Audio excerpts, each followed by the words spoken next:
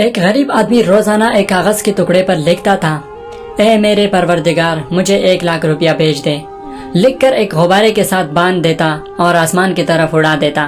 गुब्बारा उड़ता हुआ पुलिस स्टेशन के ऊपर से गुजरता तो पुलिस वाले ने इस गुब्बारे को पकड़कर पर्ची में लिखे हुए इबारत को पढ़ते और इस गरीब और भोले भाले आदमी की दुआ पर हंसते।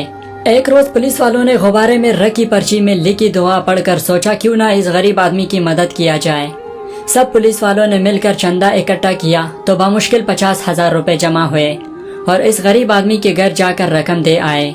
दूसरी रोज पुलिस वालों ने फिर गुब्बारा देखा तो हैरान हुए और इसी गुब्बारे को फौरन पकड़ा और इसमें लिखे इबारत पढ़े तो इनके होश उड़ गए। इसमें लिखा था, या रब्बुल आलमीन, आपके भेजे हुए रकम तो मिल गए, लेकिन आपको यह रकम पुलिस वालों के हाथ नहीं भेजनी चाहिए थे। वो जालिम इसमें से आधी रकम खा गए।